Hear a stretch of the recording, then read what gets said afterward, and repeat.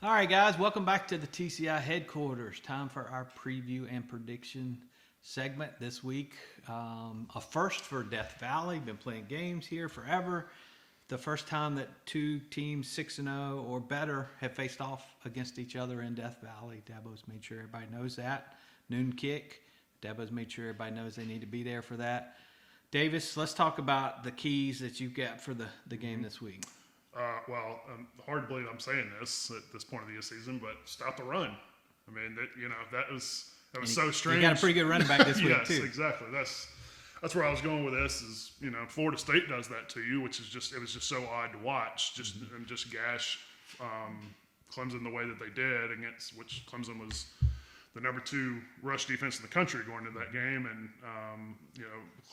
FSU just like Nick Easton said earlier this week was like they just pushed us around at times and wanted it more. So now you're coming in and facing the ACC's second leading rusher and Sean Tucker, who seems like he's been there forever, but he's maybe the best running back in this conference. And then don't forget about Garrett Schrader, who might be the best running quarterback outside of Malik Cunningham in the ACC as well. And that's something Dabo Swinney talked about this week during his press conference, was not only because he's such a long strider, so he kind of reminds me. I don't know, people back in the day remember Matt Jones at Arkansas a couple decades ago. I mean, just like 6'6", 250, and it seems like it doesn't look like he's running that fast, but he's covering so much ground.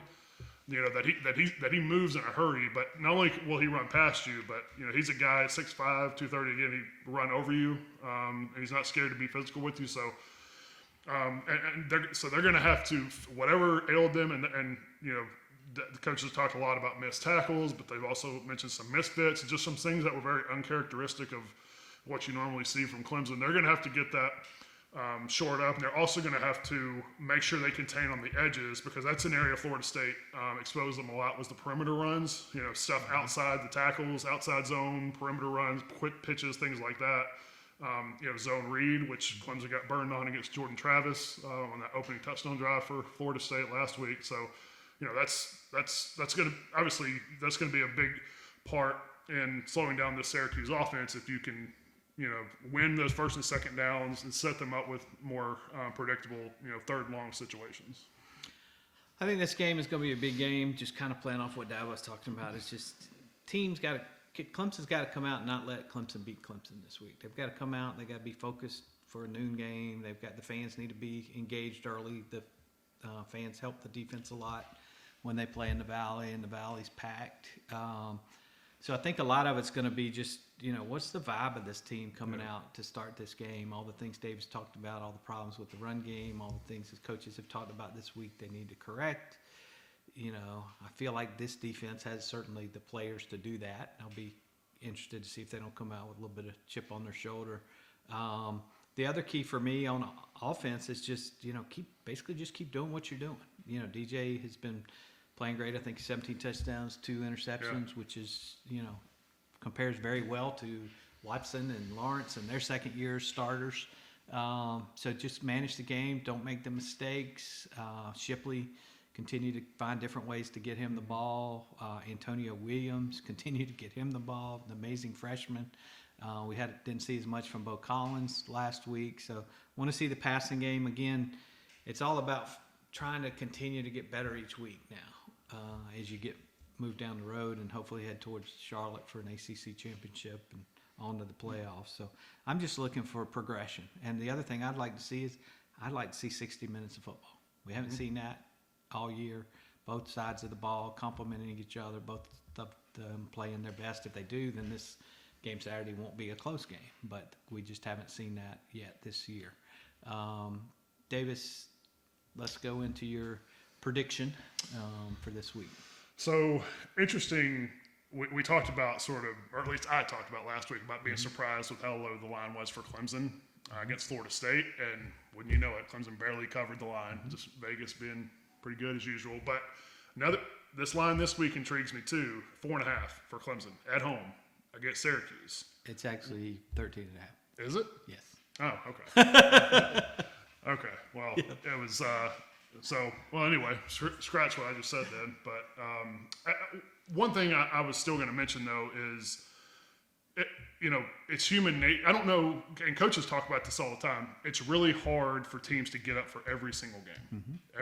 And you think about the last 4 weeks. Wake Forest on the road, what was a top 20 NC State team with a healthy Devin Leary at home, at Boston College, and then at Florida State. And 3 of those games were primetime night kickoffs with everybody in the world telling you this is a big game, this is a big game.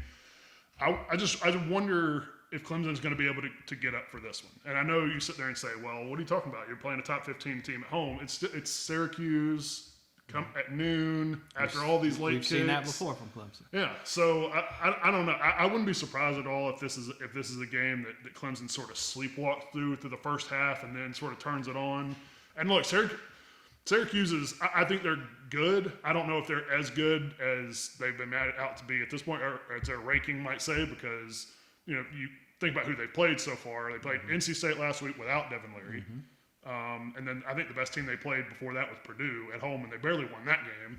So, but they do come in with, as we've mentioned, a really good running game, a quarterback in Garrett Schrader, who's one, if DJ is not the most improved quarterback in the ACC, then it's Garrett Schrader. I mean, he's gone from having the worst completion percentage in the ACC last year to completing 70% of his passes so far this year. And a top 10 defense that's coming in here too for Syracuse. So it's a good team, just not sure how good they are. But if you're Clemson, Syracuse has always been sort of that bottom feeder in the league. So in your mind, you just wonder if the players see that and say, we're at home, we'll take care of them. So I say all that to say that, again, I think, yeah, absolutely. So I think this might be a closer game than people think at half. I think Clemson sort of gets some separation in the final 2 quarters and pulls away a little bit. But I'm going to say Clemson 27, Syracuse 17. All right. Yep. That's like right on the line. Yeah, it is. All right. I'm going to go a little different direction this week. I think the defense will play their best game of the season. I think all the stuff that happened last week helps a little bit and gets them probably maybe a reason to play better in that game you're worried about with just Syracuse and bye week coming up and the stretch you've gone through. So I think the defense will play better. The other thing I think is there's a lot of guys on that defensive line we've talked a lot about that are playing for their future contracts and their draft stats. Yeah. So those guys got a financial reason to go out there and make sure they're doing what they're doing. I think this is going to be a blowout. Okay. I think the defense is going to knock it out of the park this week. We've got so many guys out there that I think that'll, in the past, Clemson obviously coming in last week has been really good against the run, and I'm not sure Syracuse can do much with this line if they're playing up to their capability. And like you said, I'm not sure who Syracuse has played. Yeah. The other thing is I don't think Syracuse will be a top 25 team at the end of the year. So that's one of the bad things about Leary getting hurt at NC State is I think they would have been at the end of the year. I think Clemson may end up in December saying, okay, we beat a ranked Wake Forest team. And that may be it. Maybe North Carolina if they stay in there. But so I'm expecting big things this week. I haven't gone too far out on a limb this year, but I'm going to go out on a limb this week. I may be dead wrong. I was sitting there in the third quarter last week. It was 34-14, and I think I predicted 34-13. So I was like, nobody score, and I'll be good. Yeah. The problem is Clemson didn't score. They just stopped, and Florida State kept coming scoring, and coming and coming. And as Davis said, they basically hit right about where the spread was. So I'm going to go big this week. I'm going to go Clemson 49, Syracuse 10. I'm going to go for a big statement win. I don't know how many people will see it since it's at noon as far as the nation goes, but I think Clemson comes out, makes a big statement, gets a little better. I think that players-only meeting will probably help get the defense rolling a little bit, but we'll see.